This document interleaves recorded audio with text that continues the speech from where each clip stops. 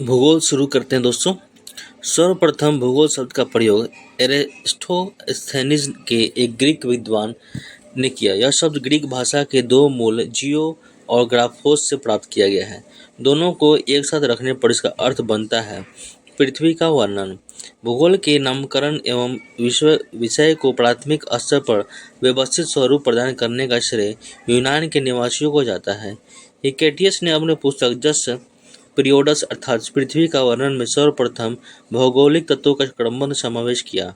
अध्ययन के लिए स्वतंत्र विषय के रूप में भूगोल को 19वीं शताब्दी में ही मान्यता मिली।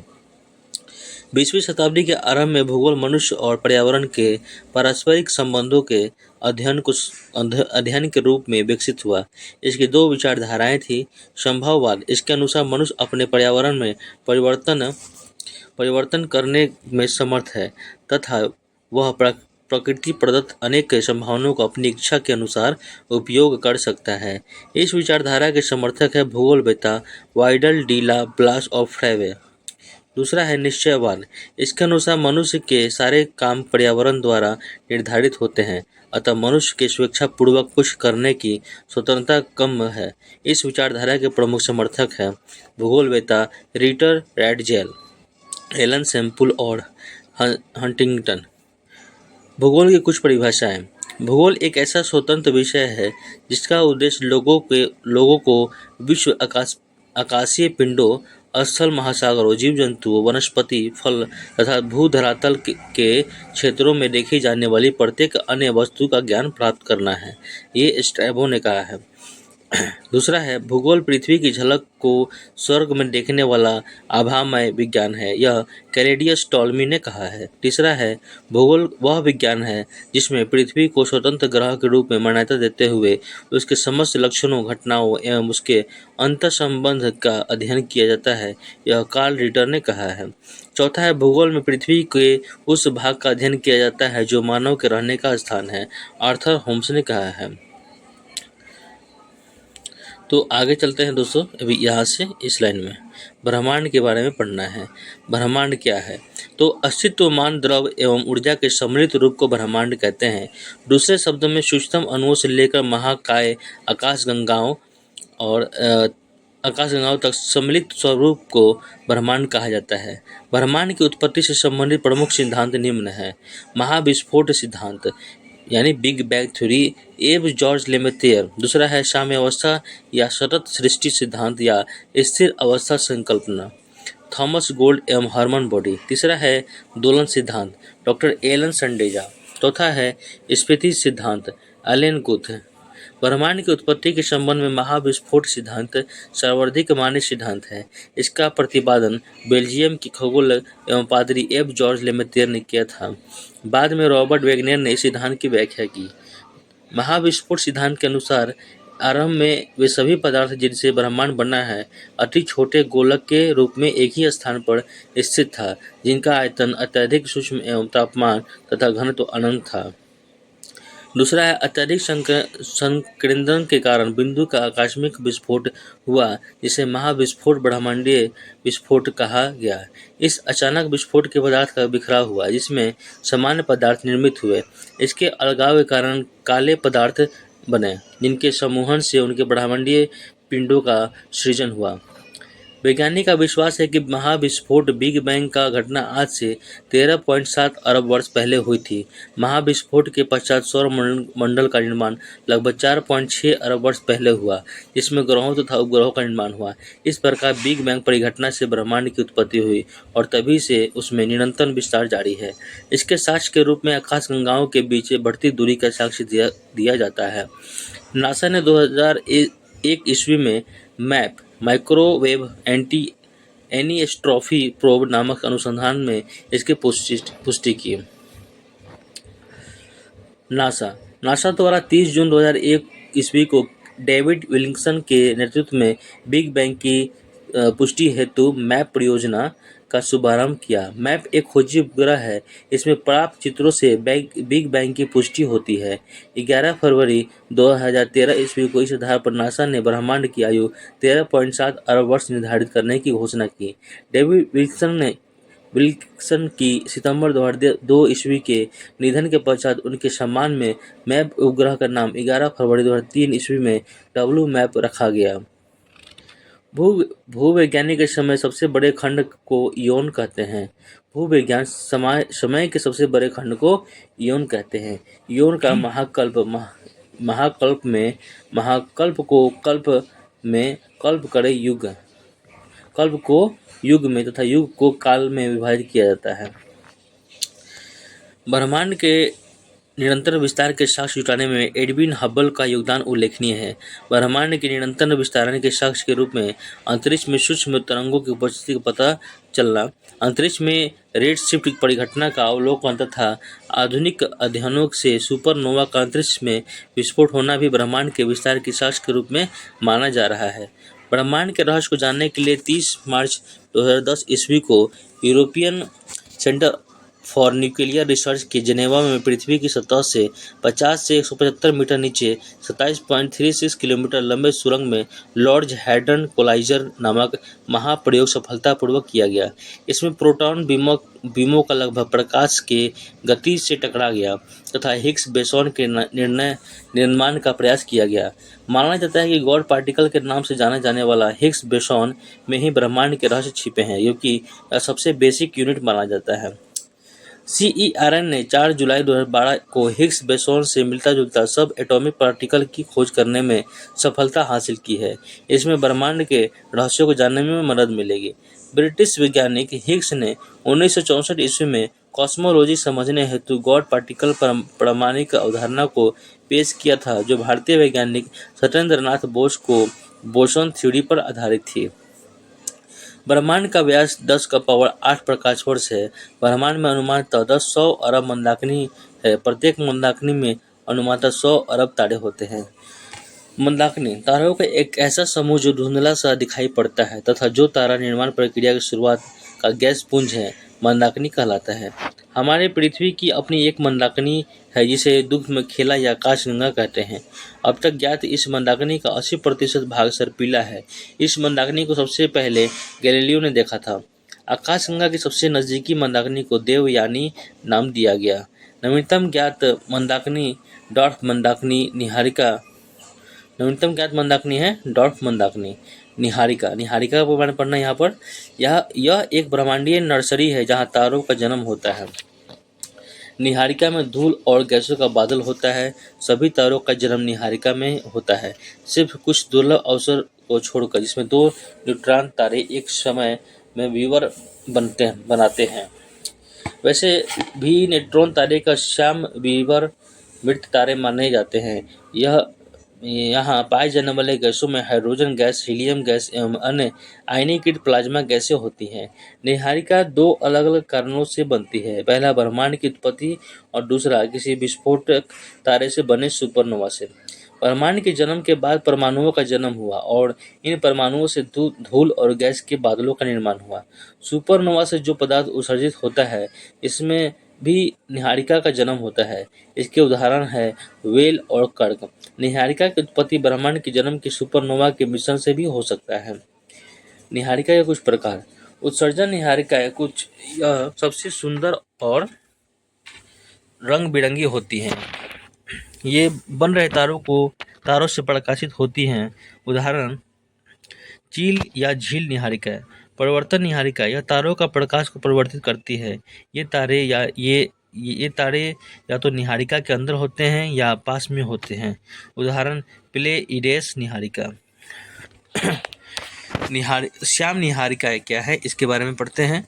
तो अपने पीछे से आने वाले प्रकाश को एक दीवार की तरह रोक देती है। यही कारण है कि हम अपनी आकाशगंगा में बहुत दूर तक नहीं देख सकते हैं। सूर्य की उम्र यहाँ से नहीं पढ़ना है, अभी यहाँ चलते हैं इस लाइन में। चौथा है ग्रहीय निहारिका है। इसका निर्माण उस वक्त होता है जब एक सामान्य तारा एक लाल दानव तारे से बदलकर अपनी बाहरी तहों को उत्सर्जित कर देता है। इसी वजह से इनका आकार गोल होता है।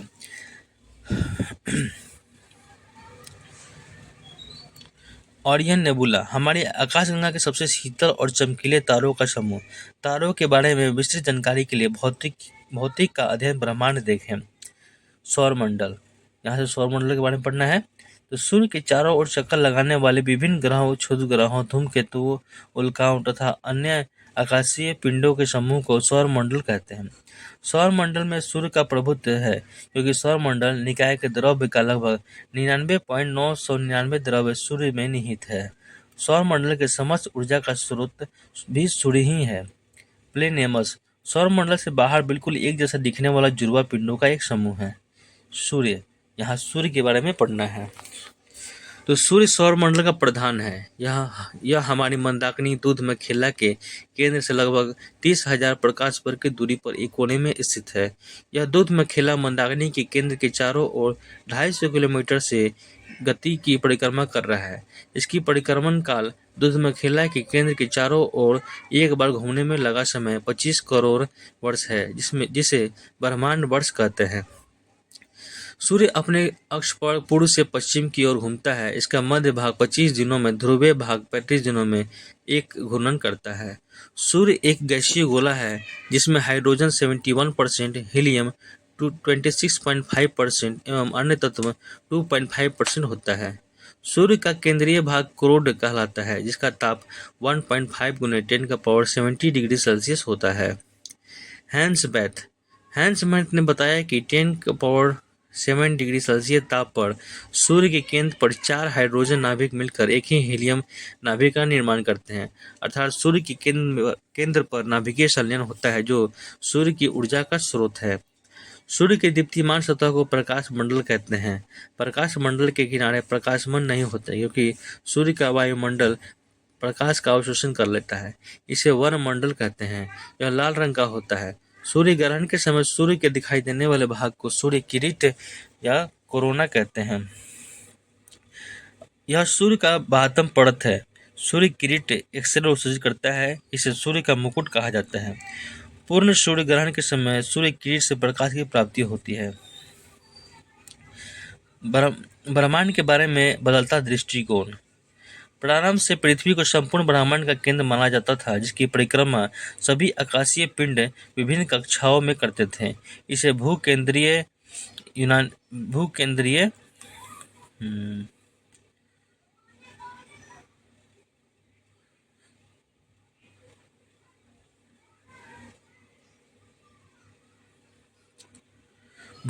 सिद्धांत कहा गया। इसका प्रतिपादन मिस्र यूनानी खगोलशास्त्री क्लैडियस टॉलमी ने 140 ईस्वी में किया था। इसके बाद पोलैंड के खगोलशास्त्री निकोलस कोपरनिकस ने यह दर्शाया कि सूर्य ब्रह्मांड के केंद्र पर है तथा ग्रह इसकी परिक्रमा करते हैं, अतः सूर्य विश्व का ब्रह्मांड का केंद्र बन गया। इसे सूर्य केंद्रीय सिद्धांत कहा गया। 16वीं शताब्दी में टाइको ब्रे के सहायक जोहानेस केपलर ने ग्रहीय कक्षाओं के नियमों की खोज की, परंतु इसमें भी सूर्य का ब्रह्मांड का केंद्र माना गया। 20वीं शताब्दी के आरंभ में जाकर हमारी मंदाकिनी दूध में खिला की तस्वीर स्पष्ट हुई।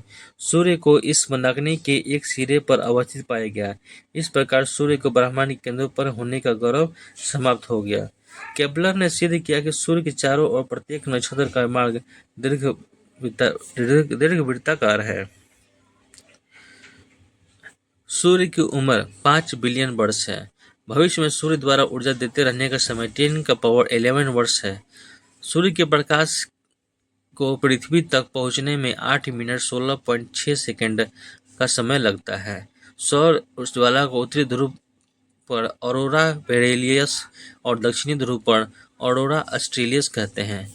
सूर्य के धब्बे का तापमान आसपास के तापमान से 1500 डिग्री सेल्सियस कम होता है। सूर्य के धब्बों का एक पूरा चक्र 22 वर्ष का होता है। पहले 11 वर्ष तक यह धब्बा बढ़ता है और बाद के 11 वर्ष तक यह धब्बा घटता है।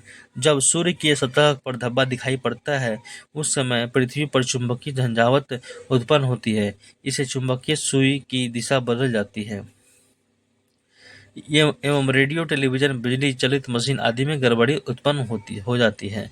सूर्य का व्यास 13,92,000 किलोमीटर है, जो पृथ्वी के व्यास का लगभग 110 गुना है।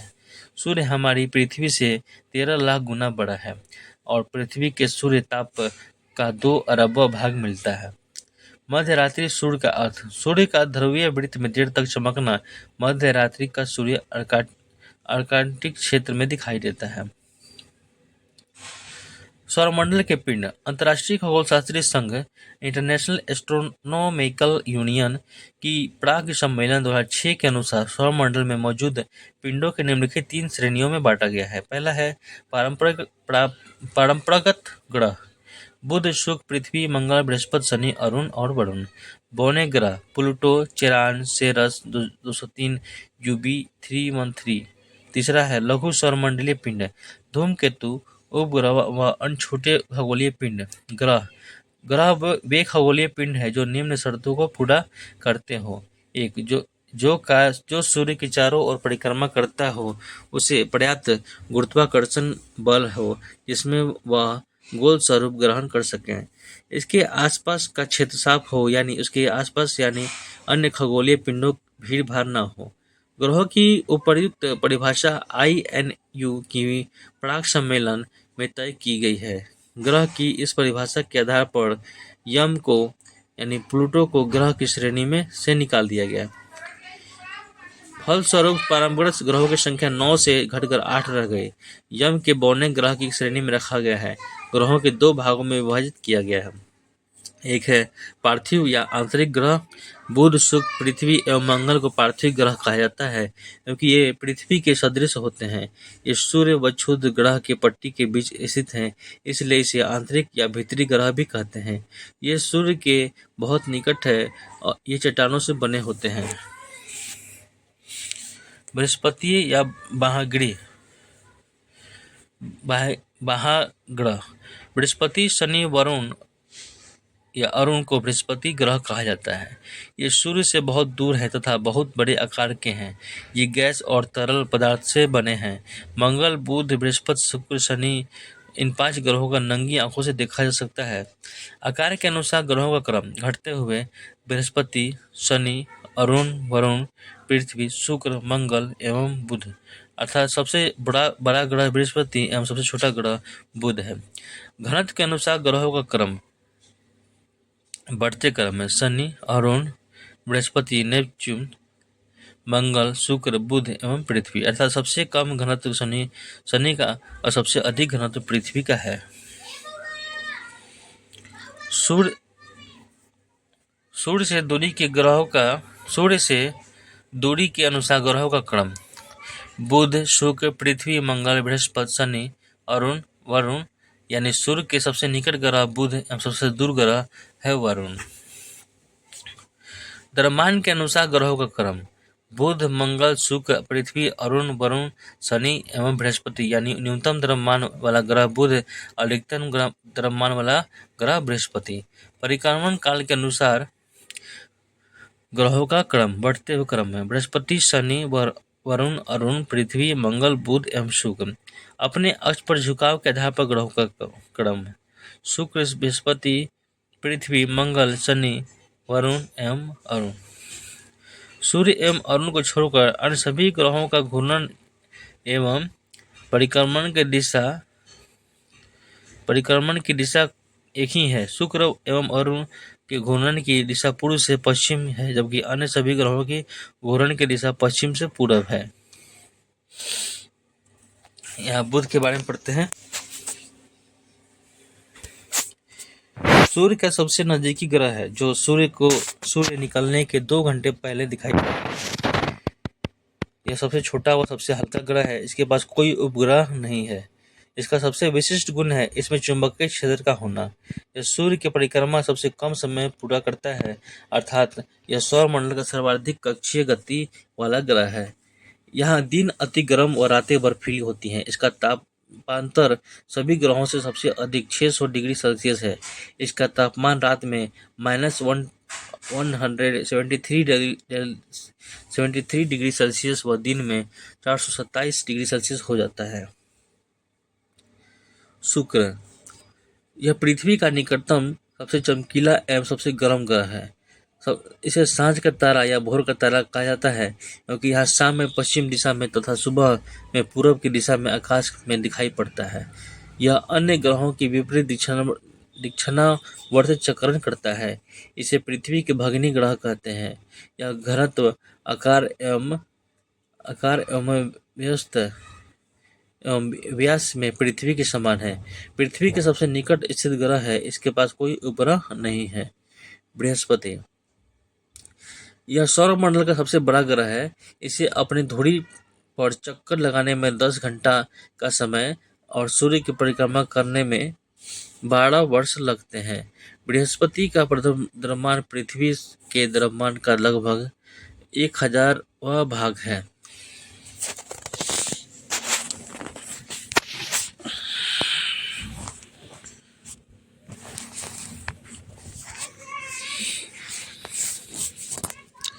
मंगल, इसे लाल ग्रह कहा जाता है। इसका रंग लाल आयरन ऑक्साइड के कारण होता है। यह पृथ्वी के समान 2 ध्रुव है तथा इसका कक्षा तली 25 डिग्री सेल्सियस के कोण पर झुका हुआ है, जिसके कारण यह पृथ्वी के समान ऋतु परिवर्तन होता है। इसके दिन का मान एवं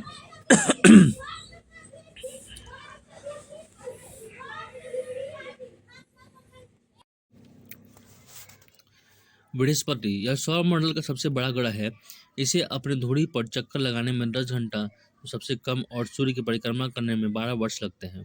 बृहस्पति का द्रव्यमान सूर्य के द्रव्यमान का लगभग 1000वां भाग है। इसका उपग्रह गैनीमीड पीले रंग का सभी उपग्रहों में सबसे बड़ा। मंगल, इसे लाल ग्रह कहा जाता है। इसका रंग लाल आयरन ऑक्साइड के कारण है। यह पृथ्वी के समान 2 ध्रुव है। इसका कक्षा तले 25 डिग्री सेल्सियस के कोण पर झुका हुआ है, जिसके कारण यहाँ पृथ्वी के समान ऋतु परिवर्तन होता है। इसके दिन का मान एवं अक्ष का झुकाव पृथ्वी के समान है। यह अपनी धुरी पर 24 घंटे में एक बार चक्कर लगाता है। इसके 2 उपग्रह है, फोबोस और डीमोस। सूर्य की परिक्रमा करने में इसे 687 दिन लगते हैं। सौरमंडल का सबसे बड़ा ज्वालामुखी ओलिम्पस मेसी एवं सौरमंडल का सबसे ऊंचा पर्वत निक्स ओलंपिया, जो माउंट एवरेस्ट से 3 गुना अधिक ऊंचा है, इस ग्रह पर स्थित है। इंपॉर्टेंट पॉइंट है दोस्तों, सौरमंडल का सबसे बड़ा ज्वालामुखी, पूरे सौरमंडल में सबसे बड़ा ज्वालामुखी जो है ओलिम्पस मेसी एवं सौरमंडल का सबसे ऊंचा पर्वत निक्स ओलंपिया, जो माउंट एवरेस्ट से 3 गुना अधिक ऊंचा है, इसी ग्रह पर स्थित है, मंगल ग्रह पर है। नोट, मार्स ओडिसी नामक कृत्रिम उपग्रह से मंगल पर बर्फ छत्रकों और हिमशीतित जल की उपस्थिति की सूचना मिली है। इसलिए पृथ्वी के अलावा यह एकमात्र ग्रह है जिस पर जीवन की संभावना व्यक्त की जाती है। 6 अगस्त 2012 ईस्वी को नासा का मार्स क्यूरियोसिटी रोवर नामक अंतरिक्ष यान मंगल ग्रह पर गेल क्रेटर नामक स्थान में पहुंचा। यह मंगल पर जीवन की संभावना तथा उसके वातावरण का अध्ययन कर रहा है। भारतीय अंतरिक्ष अनुसंधान संस्थान इसरो ने अपना Mangalyaan Mars orbit mission mom 5 नवंबर 2013 को श्रीहरिकोटा आंध्र प्रदेश से ध्रुवीय अंतरिक्ष प्रक्षेपण PSLV C-25 से प्रक्षेपित किया। यह भारत का पहला अंतरिक्ष अभियान है। इसरो सोवियत अंतरिक्ष कार्यक्रम नासा और यूरोपियन अंतरिक्ष एजेंसी के बाद चौथी अंतरिक्ष एजेंसी है जिसने मंगल ग्रह के लिए अपना अंतरिक्ष यान भेजा। सैटर्न, शनि, यह आकार में दूसरा सबसे बड़ा ग्रह है। इसकी मुख्यतः 2 हल्की गैस हाइड्रोजन और हीलियम से बने हैं। इसकी विशेषता है इसके तल के चारों ओर वलय का होना। मोटी प्रकाश वाली कुंडली, वलय की संख्या 7 है। यह आकाश में पीछे पीले तौर के समान दिखाई पड़ता है।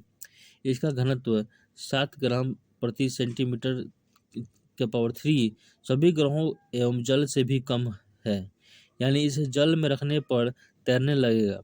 शनि का सबसे बड़ा उपग्रह टाइटन है, जो सौरमंडल का दूसरा सबसे बड़ा उपग्रह है। यह आकार में बुध के बराबर है। टाइटन की खोज 1665 ईस्वी में डेनमार्क के खगोलशास्त्री क्रिश्चियन हाइड्रोजन ने की। यह एकमात्र ऐसा उपग्रह है जिसका पृथ्वी जैसा स्वयं का सघन वायुमंडल है। फोबे नामक सन्नी का उपग्रह इसकी कक्षा में घूमने के विपरीत दिशा में परिक्रमा करता है। अरुण अरुण यह आकार में तीसरा सबसे बड़ा ग्रह है। इसका तापमान लगभग 215 डिग्री सेल्सियस है। इसकी खोज 1781 ईस्वी में विलियम हर्शेल द्वारा की गई है।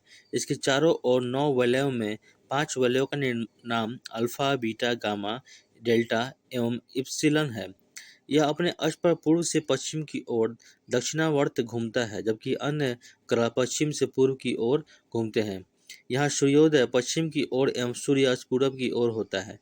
इसके सभी उपग्रह में पृथ्वी की विपरीत दिशा में परिभ्रमण करते हैं। यह अपने ध्रुव पर सूर्य की ओर इतना झुका हुआ है कि लेटा हुआ सा दिखाई पड़ता है, इसलिए इसे लेटा हुआ ग्रह कहा जाता है। इसका सबसे बड़ा उपग्रह टाइटेनिया है। वरुण इसका खोज 1846 ईस्वी में जर्मन खगोलज्ञ जहान गाले ने की है। यह नई खगोलीय व्यवस्था में यह सूर्य से सबसे दूर स्थित ग्रह है। इसके चारों ओर अति शीतल मीथेन का बादल छाया हुआ है। इसके उपग्रह में ट्राइटन का प्रमुख है। इसके उपग्रहों में ट्राइटन उपग्रह है जो कि प्रमुख है।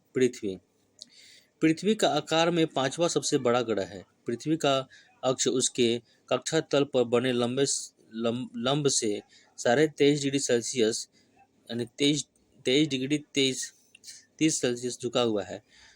दूसरे शब्दों में पृथ्वी का अक्ष पृथ्वी के कक्षा तल से 66.5 डिग्री का कोण बनाता है।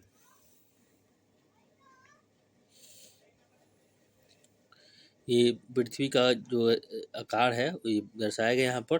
पृथ्वी के अक्ष का झुकाव और उसका कक्षा तल। यहाँ से पढ़ेंगे, यह सौरमंडल का एकमात्र ग्रह है जिस पर जीवन है। इसका घनत्व तो सभी ग्रहों में सबसे सेंटीमीटर क्यूब है। इसका एकमात्र उपग्रह चंद्रमा और औसत व्यास 12,742 किलोमीटर है। इसकी गणना सर्वप्रथम एराटोस्थेनीज ने की। इसका विषुवतीय व्यास 12,756 किलोमीटर और ध्रुवीय व्यास 12,713.6 किलोमीटर है। दोनों व्यासों का अंतर 43 किलोमीटर है।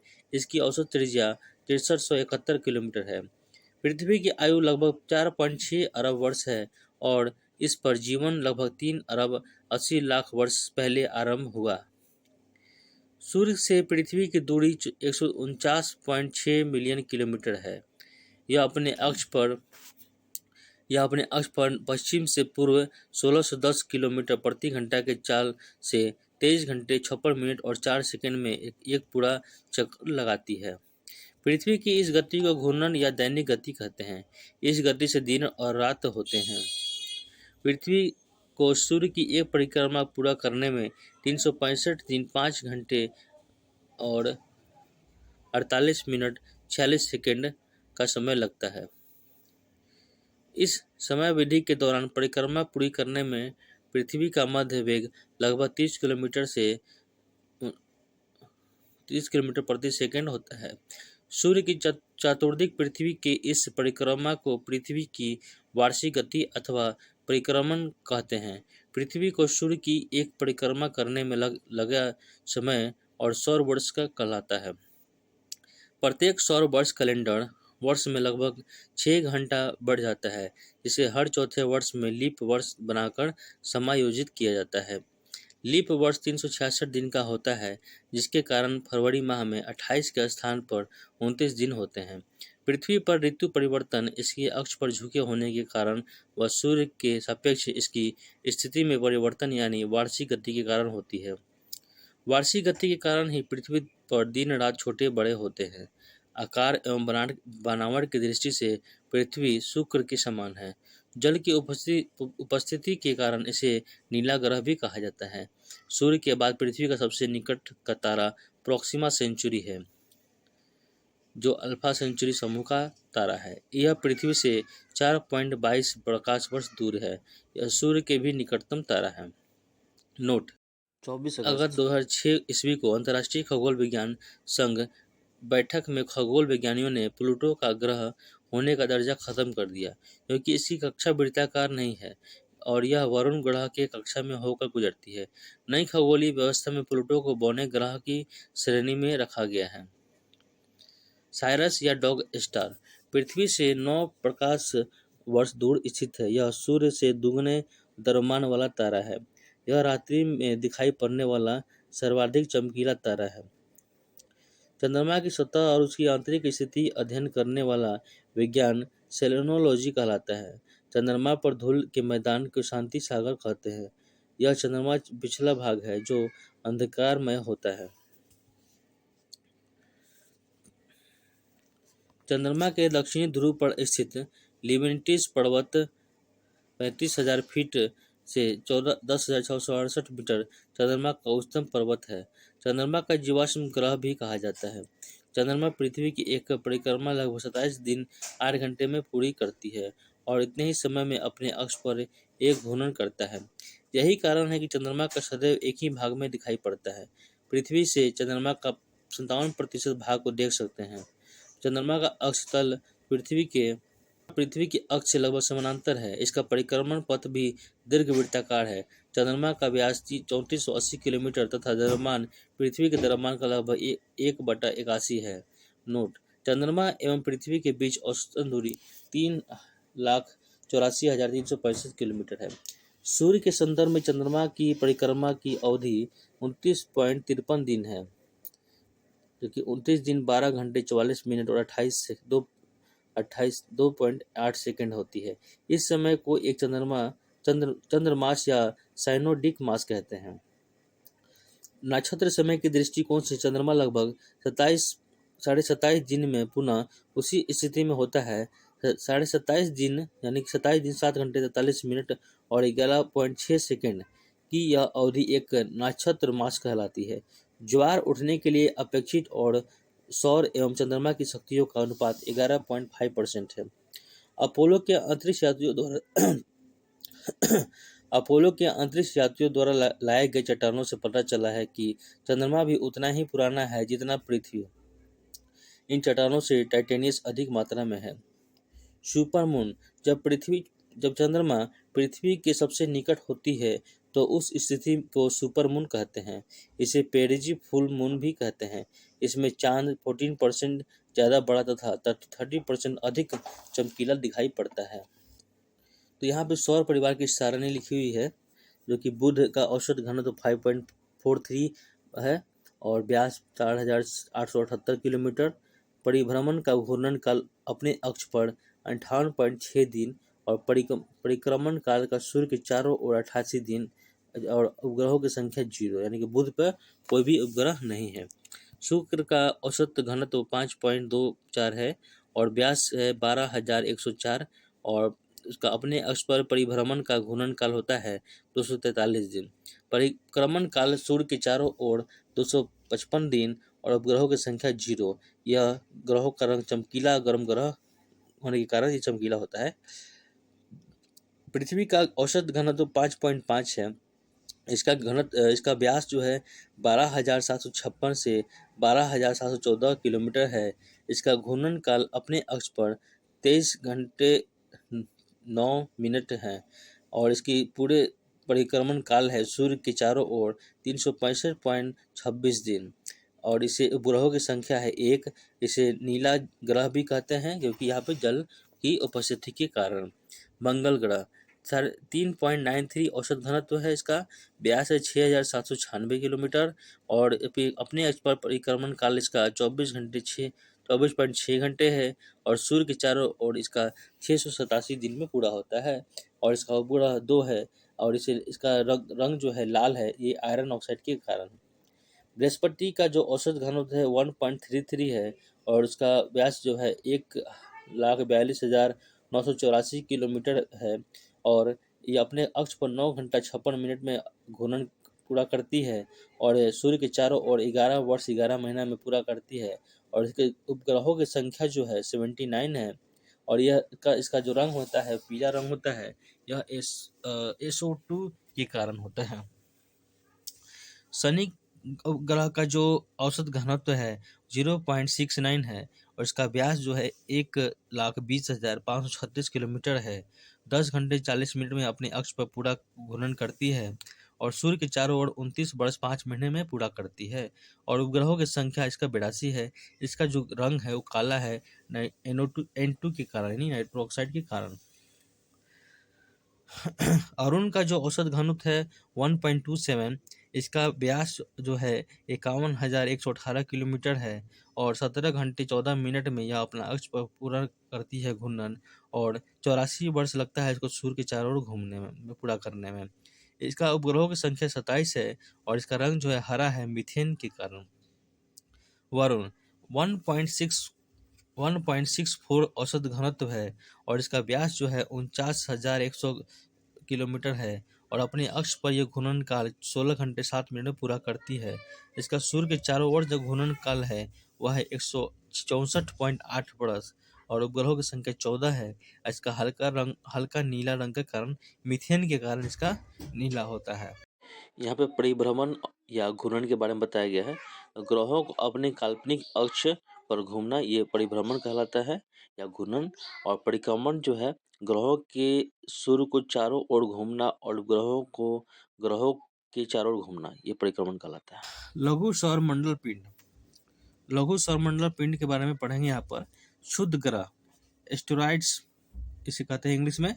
मंगल एवं बृहस्पति ग्रह के कक्षाओं के बीच छोटे छोटे आकाश से पिंड हैं जो सूर्य की परिक्रमा कर रहे हैं, उसे क्षुद्र ग्रह कहते हैं।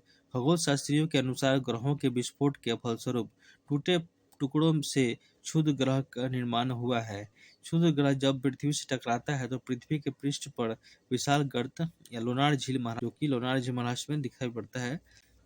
फोरवेस्टा एकमात्र क्षुद्र ग्रह है जिसे नंगी आंखों से देखा जा सकता है। धूमकेतु सौरमंडल के छोर पर बहुत ही छोटे छोटे अरबों पिंडों विद्यमान हैं जो धूमकेतु या पूछल तारा कहलाते हैं।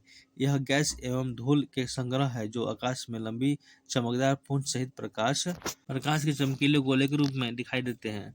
धूमकेतु केवल तभी दिखाई पड़ते हैं जब सूर्य की ओर अग्रसर होती हैं, क्योंकि सूर्य के कारण इसकी गैस को चमकीले बना देती है। धूमकेतु की पुंछ हमेशा सूर्य से दूर होता दिखाई देता है। हेले नामक धूमकेतु का परिक्रमण काल 76 वर्ष है। यह अंतिम बार 1986 में दिखाई दिया था। अगली बार यह 2062 में दिखाई देगा। धूमकेतु हमेशा के लिए टिकाऊ नहीं होते, फिर भी प्रत्येक धूमकेतु को लौटने का समय निश्चित होता है। उल्का उल्काएं प्रकाश की चमकीली धारी के रूप में दिखते हैं जो आकाश में क्षण भर के लिए दमकती हैं और लुप्त हो जाती है। उल्काएं क्षुद्र ग्रह के टुकड़ों व धूमकेतुओं द्वारा पीछे छोड़े गए धूल के कारण होते हैं। दोस्तों ये वाला पृष्ठ जो है छूट गया है तो इसे मैं थोड़ा सा पढ़ लेता हूँ यहाँ से, क्योंकि यहाँ के बाद जो है ना सुपर मून के बाद में ये वाला पढ़ना था ब्लू मून, तो ये ब्लू मून पढ़ लेते हैं। ब्लू मून एक कैलेंडर माह में 2 पूर्णिमाएं हो तो दूसरी पूर्णिमा का चांद ब्लू मून कहलाता है। एक कैलेंडर माह में 2 पूर्णिमाएं हो तो दूसरा जो पूर्णिमा का जो चांद होगा उसे ब्लू मून कहलाता है। इसका मुख्य कारण 2 पूर्णिमाओं के बीच अंतराल 31 दिन का कम होना, ऐसा 2-3 साल में होता है। इसलिए 2012 ईस्वी में 2 पूर्णिमाएं 2 व 31 अगस्त को देखे गए। इनमें से 31 अगस्त जो के पूर्णिमा को ब्लू मून कहा गया। जब किसी वर्ष विशेष में 2 या अधिक माह ब्लू मून होते हैं तो मून ईयर कहा जाता है। वर्ष 2018 ब्लू मून ईयर था। वर्ष 2018 में पहला ब्लू मून 31 जनवरी को, दूसरा ब्लू मून 31 मार्च को हुआ था। सी ऑफ ट्रैंक्विलिटी चंद्रमा पर वह स्थान है जहां अमेरिका का अंतरिक्ष यान अपोलो 11 उतरा और शिव शक्ति चंद्रमा के दक्षिणी ध्रुव पर हुआ। वह स्थान है जहां पर भारत का चंद्रयान 3 का लैंडर विक्रम उतरा था। बौने ग्रह यम IAU ने इसका नाम 1,34,340 रखा है। क्लाड टमायो ने 1930 में खोज की। अगस्त 2006 ईस्वी की IAU की प्राग सम्मेलन में ग्रह कहलाने के मापदंड पर खड़े नहीं उतरने के कारण यम को ग्रह की श्रेणी से अलग कर बौने ग्रह की श्रेणी में रखा गया। यम को ग्रह की श्रेणी से निकाले जाने के कारण है, ये पहला जो कारण है यह है आकार में चंद्रमा से छोटा होना, दूसरा ऐसी कक्षा का वृत्ताकार नहीं होना, तीसरा है वरुण की कक्षा को काटना। सेरस इसकी खोज इटली के खगोल शास्त्री पियाजी ने किया था। IAU ने यू की नई परिभाषा के अनुसार इसे बौने ग्रह के श्रेणी में रखा गया है। इसका संख्या 1 से जाना जाएगा। इसका व्यास बुध के व्यास का 1/5 भाग है। अन्य बौने ग्रह है चेरान एवं 2003 UB 313 ईरस। तो दोस्तों यहाँ से उल्का के बारे में पढ़ते हैं। उल्काएं प्रकाश की चमकीली धारी के रूप में दिखाई देती हैं, जो आकाश के क्षण भर के लिए दमकती है और लुप्त हो जाती हैं। उल्काएं क्षुद्र ग्रह के टुकड़ों व धूमकेतुओं द्वारा पीछे छोड़े गए धूल के कारण होते हैं। पृथ्वी और उसके सौरविक संबंध है। प्रकाश चक्र वैसी काल्पनिक रेखा जो पृथ्वी के प्रकाशित और अप्रकाशित भाग को बांटती है, वो प्रकाश चक्र कहलाती है। पृथ्वी की 2 गतियां हैं, एक घूर्णन या दैनिक गति। पहला घूर्णन कहलाता है। पृथ्वी सदैव अपने अक्ष पर पश्चिम से पूर्व घूमती रहती है, जिसे पृथ्वी का घूर्णन या परिभ्रमण कहते हैं। इसके कारण दिन व रात होते हैं, अतः इस गति को दैनिक गति भी कहते हैं। नोट: पृथ्वी की अपने धुरी पर घूमने के कारण भूमध्य रेखा पर वस्तुओं का रैखिक वेग अन्य स्थानों की तुलना में अधिक होता है। इस कारण भूमध्य रेखा पर स्थित देश पृथ्वी के घूर्णन के उच्चतम रैखिक वेग का प्रतिनिधित्व करेगा। भूमध्य रेखा 3 महाद्वीपों दक्षिण अमेरिका, अफ्रीका एवं एशिया के कुल 13 देशों से होकर गुजरती है। परिभ्रमण दूसरा है परिभ्रमण, जो हमने घूर्णन के पढ़ा था, उसके बाद में परिभ्रमण पढ़ना है। यह वार्षिक गति पृथ्वी अपने अक्ष पर घूमने के साथ साथ सूर्य के चारों ओर एक दीर्घवृत्तीय भाग पर परिक्रमा करती है, जिसे परिक्रमण या वार्षिक गति कहते हैं। पृथ्वी को सूर्य की एक परिक्रमा पूरा करने में 365 दिन 6 घंटे का समय लगता है। नक्षत्र दिवस साइडेरल डे एक मध्य रेखा के ऊपर किसी निश्चित नक्षत्र के उत्तरोत्तर 2 बार गुजरने के बीच अवधि को नक्षत्र दिवस कहते हैं। यह 23 घंटे व 56 मिनट की अवधि का होता है। सौर दिवस जब सूर्य की गतिहीन मानकर पृथ्वी द्वारा उसके परिक्रमण की गणना दिवसों के रूप में की जाती है, तब सौर दिवस ज्ञात होता है। इसकी पूरे 24 घंटे में होती है। इसकी अवधि जो है 24 घंटे में पूरी होती है। नोट: अपने परिक्रमा पथ में पृथ्वी सूर्य के चारों ओर 29.8 किलोमीटर सेकंड की वेग से चक्कर लगाती है। उपसौर पृथ्वी सूर्य की परिक्रमा दीर्घवृत्तीय कक्षा में करती है, जिसके एक कोकस पर सूर्य होता है। जब पृथ्वी सूर्य के अत्यधिक पास होती है तो उसे अपसौर कहते हैं। ऐसी स्थिति में 3 जनवरी को होता है, यानी 3 जनवरी को पृथ्वी सूर्य के सबसे निकट होती है। ऐसी स्थिति में पृथ्वी और सूर्य के बीच की दूरी 14.70 करोड़ किलोमीटर है। अपसौर पृथ्वी जब सूर्य से अधिकतम दूरी पर होती है तो उसे अपसौर कहते हैं। ऐसी स्थिति 4 जुलाई को होती है। ऐसी स्थिति में पृथ्वी और सूर्य के बीच की दूरी 15.21 करोड़ किलोमीटर होती है। अपसाइड रेखा उपसौरिक एवं अपसौरिक को मिलाने वाली काल्पनिक रेखा सूर्य की केंद्र से गुजरती है। इसे अपसाइड रेखा कहते हैं। अक्षांश क्या होता है, इसके बारे में समझना बहुत जरूरी है। हम लोग देखते तो हैं लेकिन इसके बारे में समझते नहीं हम। तो यहाँ से पढ़ेंगे, विषुवत वृत्त से उत्तर या दक्षिण दिशा में स्थित किसी स्थान की कोणीय दूरी की अक्षांश कहते हैं। यह कोण पृथ्वी के केंद्र पर बनता है। इसे विषुवत वृत्त से दोनों ओर अंशों में पाया जाता है। विषुवत वृत्त 0 अंश के अक्षांश को प्रदर्शित करता है, जो सबसे लंबा अक्षांश है और पृथ्वी की परिधि पर केंद्रित है। विषुवत वृत्त के उत्तरी एवं दक्षिणी दिशा में 1 डिग्री के अंतराल से खींचे जाने वाली अक्षांश 90 से 90 अक्षांश वृत्त होते हैं। यानी किसी भी स्थान का अक्षांश 90 डिग्री से अधिक नहीं हो सकता। विषुवत वृत्त के उत्तरी भाग को उत्तरी गोलार्ध और दक्षिणी भाग को दक्षिणी गोलार्ध कहते हैं।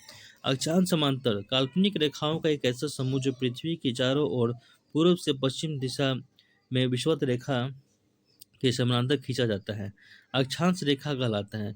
अर्थात भूमध्य रेखा से एक समान कोणीय दूरी वाला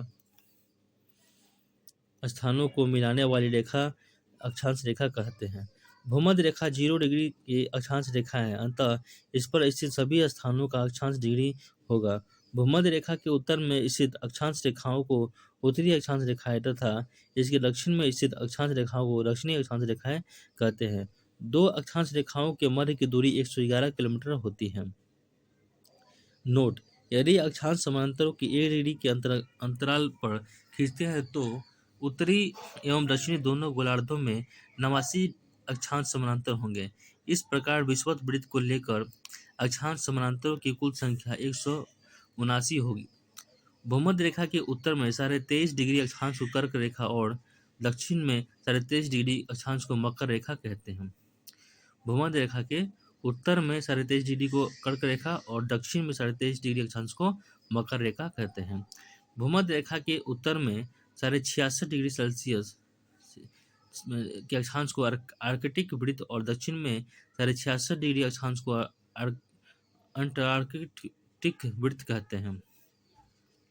कर्क रेखा निम्न देशों से होकर गुजरती है: ताइवान, चीन, म्यांमार, बांग्लादेश, भारत, ओमान, संयुक्त अरब अमीरात, सऊदी अरब, मिस्र, लीबिया, नाइजर, अल्जीरिया, माली, मरतानिया, पश्चिम सहारा, बहामास एवं मैक्सिको। यहाँ से कर्क रेखा इन देशों से होकर गुजरती है। मकर रेखा निम्न देशों से होकर गुजरती है: Chile, Argentina, Paraguay, Brazil, Namibia, Botswana, दक्षिण अफ्रीका, मोजाम्बिक, मेडागास्कर, ऑस्ट्रेलिया। विषुवत रेखा निम्न देशों से होकर गुजरती है: Ecuador, Colombia, Brazil, Gabon, Congo गणराज्य, लोकतांत्रिक कांगो गणराज्य, Uganda, Kenya, Somalia, Maldives, Indonesia, Kiribati एवं साउ तमे और प्रिंसिपे। देशांतर लॉन्गिट्यूड ग्रीनविच रेखा से किसी स्थान की कोणात्मक दूरी को उस स्थान का देशांतर कहते हैं अथवा उत्तरी तथा दक्षिणी ध्रुव को मिलाने वाली काल्पनिक रेखा को देशांतर रेखा कहते हैं। देशांतर रेखाओं की लंबाई बराबर होती है। ये रेखाएं समानांतर नहीं होती हैं। ये रेखाएं उत्तरी तथा दक्षिणी ध्रुव पर एक बिंदु पर मिल जाती हैं। ध्रुवों से विषुवत रेखा की ओर बढ़ने पर देशांतर रेखा के बीच की दूरी बढ़ती जाती है तथा विषुवत रेखा पर इसके बीच की दूरी अधिकतम होती है। देशांतर रेखाओं को एक समान होने के कारण इसकी गणना में कठिनाई थी। इसलिए सभी देशों में सर्वसम्मति से यह निश्चित किया कि ग्रीनविच वेधशाला से गुजरने वाली देशांतर रेखा से गणना शुरू की जानी चाहिए। अतः इसे हम प्रधान मध्य रेखा कहते हैं। इस देशांतर का मान 0 डिग्री है। इसमें हम 180 डिग्री सेल्सियस पूर्व तथा 180 डिग्री पश्चिम देशांतर की गणना करते हैं। प्रधान मध्य रेखा की बाईं ओर की रेखाएं पश्चिमी देशांतर और दाहिनी ओर की रेखाएं पूर्वी देशांतर कहलाती हैं। ये क्रमशः पश्चिमी गोलार्ध एवं पूर्वी गोलार्ध कहलाते हैं। 180 डिग्री पूर्व तथा 180 डिग्री पश्चिमी देशांतर की एक ही रेखा है। गोलाकार होने के कारण पृथ्वी 24 घंटे में 360 डिग्री घूम जाती है। अतः 1 डिग्री देशांतर की दूरी तय करने में पृथ्वी को 4 मिनट का समय लगता है। देशांतर के आधार पर ही किसी स्थान का समय ज्ञात किया जाता है। जो देशांतर रेखाएं के बीच की दूरी गोरे नाम से जानी जाती है। 0 अक्षांश एवं 0 देशांतर अटलांटिक महासागर से काटती हैं। नोट: मानचित्र एवं ग्लोब पर पाई जाने वाली प्रतिच्छेद रेखाओं को भौगोलिक रेखाजाल कहते हैं। संक्रांति: सूर्य के उत्तरायण और दक्षिणायन की सीमा को संक्रांति कहते हैं। कर्क संक्रांति: 21 जून को सूर्य कर्क रेखा पर लंबवत होता है। इसे कर्क संक्रांति या ग्रीष्म अयनंत कहते हैं। इस दिन उत्तरी गोलार्ध में सबसे बड़ा दिन होता है। नोट: नॉर्वे में अर्धरात्रि के समय सूर्य 21 जून को दिखाई पड़ता है। मकर संक्रांति 22 दिसंबर को सूर्य मकर रेखा पर लंबवत होता है। इसे मकर संक्रांति या शीत अयनांत कहते हैं। इस दिन दक्षिण गोलार्ध में सबसे बड़ा दिन होता है। विश्व: यह पृथ्वी का वह स्थिति है जब सूर्य की किरणें विषुवत रेखा पर लंबवत पड़ती हैं और सर्वत्र दिन एवं रात बराबर होते हैं। 23 सितंबर एवं 21 मार्च को संपूर्ण पृथ्वी पर दिन एवं रात बराबर होते हैं। इसे क्रमशः शरद विश्व एवं वसंत विश्व कहते हैं। 21 मार्च से 23 सितंबर की अवधि में उत्तरी गोलार्ध सूर्य का प्रकाश 12 घंटे या अधिक समय तक प्राप्त करता है अतः यहाँ दिन बड़े एवं रातें छोटी होती हैं। जैसे जैसे उत्तरी ध्रुव की ओर बढ़ते जाते हैं, दिन की अवधि भी बढ़ती जाती है। यह पृथ्वी की वह स्थिति है जब सूर्य की किरणें विषुवत रेखा पर लम्बवत पड़ती है और सर्वत्र दिन एवं रात बराबर होते हैं। 23 सितंबर एवं 21 मार्च को संपूर्ण पृथ्वी पर दिन एवं रात बराबर होते हैं। इसे क्रमशः शरद विश्व, बसंत विश्व कहते हैं। 21 मार्च से 23 सितंबर की अवधि में उत्तरी गोलार्ध सूर्य का प्रकाश 12 घंटे या अधिक समय तक प्राप्त करता है, अतः यह दिन बड़े एवं रातें छोटी होती है। जैसे जैसे उत्तरी ध्रुव की ओर बढ़ते जाते हैं, दिन की अवधि बढ़ती जाती है। उत्तरी ध्रुव पर तो दिन की अवधि 6 महीने की होती है। 23 सितंबर से 21 मार्च तक सूर्य का प्रकाश दक्षिणी गोलार्ध में 12 घंटे या अधिक समय तक प्राप्त होते हैं। जैसे जैसे दक्षिणी ध्रुव की ओर बढ़ते हैं, दिन की अवधि भी बढ़ती है। दक्षिणी ध्रुव पर इसी कारण 6 महीने तक दिन रहता है। इस प्रकार उत्तरी ध्रुव एवं दक्षिणी ध्रुव दोनों पर ही 6 महीने तक दिन व 6 महीने तक रात्रि रहती है। पृथ्वी को अपने अक्ष पर झुकी होने के कारण दिन व रात छोटे बड़ा होता है। सूर्य ग्रहण जब कभी दिन के समय सूर्य एवं पृथ्वी के बीच में चंद्रमा के आ जाने से सूर्य की चमकती सतह चंद्रमा के कारण दिखाई नहीं पड़ने लगती है, तो इस स्थिति को सूर्य ग्रहण कहते हैं। जब सूर्य का एक भाग छिप जाता है तो उसे आंशिक सूर्य ग्रहण, और जब पूरा सूर्य की कक्ष कुछ क्षणों के लिए छिप जाता है तो उसे पूर्ण सूर्य ग्रहण कहते हैं। पूर्ण सूर्य ग्रहण हमेशा अमावस्या को ही होता है। चंद्र ग्रहण जब सूर्य और चंद्रमा के बीच पृथ्वी आ जाती है तो सूर्य की पूरी रोशनी चंद्रमा पर नहीं पड़ती है, इसे चंद्र ग्रहण कहते हैं। चंद्र ग्रहण हमेशा पूर्णिमा की रात्रि में ही होता है। प्रत्येक पूर्णिमा को चंद्र ग्रहण नहीं होता, क्योंकि चंद्रमा और पृथ्वी की कक्षा पथ में 5 डिग्री का अंतर होता है, जिसके कारण चंद्रमा कभी पृथ्वी के ऊपर से या नीचे से गुजर जाता है। एक वर्ष में अधिकतम 3 बार पृथ्वी उपछाया क्षेत्र में चंद्रमा से गुजरता है, तभी चंद्र ग्रहण लगता है। सूर्य ग्रहण के समान चंद्र ग्रहण भी आंशिक अथवा पूर्ण हो सकता है। समय का निर्धारण एक देशांतर का अंतर होने पर समय में 4 मिनट का अंतर होता है। चूंकि पृथ्वी पश्चिम से पूरब की ओर घूमती है, फलतः ग्रीनविच से पूरब की ओर बढ़ने पर प्रत्येक देशांतर पर समय 4 मिनट बढ़ता जाता है, तथा पश्चिम जाने पर प्रत्येक देशांतर पर समय 4 मिनट घटता जाता है। नोट: वाशिंगटन डीसी में 22 अक्टूबर 1884 ईस्वी को हुई एक अंतर्राष्ट्रीय गोष्ठी में लंदन के पूरब में ग्रीनविच नामक स्थान पर स्थित रॉयल वेधशाला से गुजरने वाली देशांतर रेखा को प्रधान मध्य माना गया और इसे ग्रीनविच मध्याह्न का नाम दिया गया। इस समय ग्रीनविच मध्याह्न को शून्य मानकर बाकी देशांतर की गणना की जाती है। समय का निर्धारण इसी के आधार पर मानकर किया जाता है। अंतर्राष्ट्रीय तिथि रेखा 180 डिग्री देशांतर को अंतर्राष्ट्रीय तिथि रेखा कहा जाता है, क्योंकि इस रेखा के दोनों ओर तिथियों में एक दिन का अंतर होता है। ग्रीनविच देशांतर तथा 180 डिग्री देशांतर के बीच 24 घंटे का अंतर होता है। 0 से 180 डिग्री पूर्व की ओर जाने पर 12 घंटे की अवधि लगती है एवं यह ग्रीनविच समय घंटे आगे होते हैं, 5.5 घंटे आगे होते हैं। इसी प्रकार 0 से 180 डिग्री पश्चिमी की ओर जाने पर ग्रीनविच समय से 12 घंटे पीछे का समय मिलता है। यही कारण है कि 180 डिग्री पूर्व एवं पश्चिमी देशांतर में कुल 24 घंटे अर्थात एक दिन रात का अंतर होता है।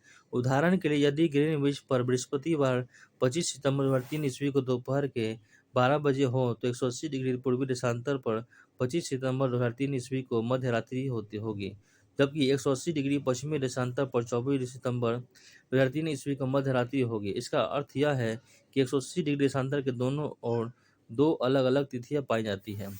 जब इस रेखा को पूर्व की ओर लांघते हैं तो एक दिन दोहराया जाता है, और इसे पश्चिम की ओर लांघते हैं तो एक दिन कम किया जाता है। इसे इस प्रकार याद किया जा सकता है। वास्तव में अंतर्राष्ट्रीय तिथि रेखा पूर्णतः 180 डिग्री देशांतर का अनुसरण नहीं करती। यह 180 डिग्री देशांतर के दाएं या बाएं मुड़ जाती हैं ताकि स्थलीय भागों का विभाजन न हो और लोगों को तिथि के बारे में भ्रम न हो। साइबेरिया के विभाजित होने से बचाने एवं साइबेरिया को अलास्का से अलग करने के लिए 75 डिग्री उत्तरी अक्षांश पर यह पूर्व की ओर मुड़ गई है। बेरिंग सागर में यह रेखा पश्चिमी की ओर मुड़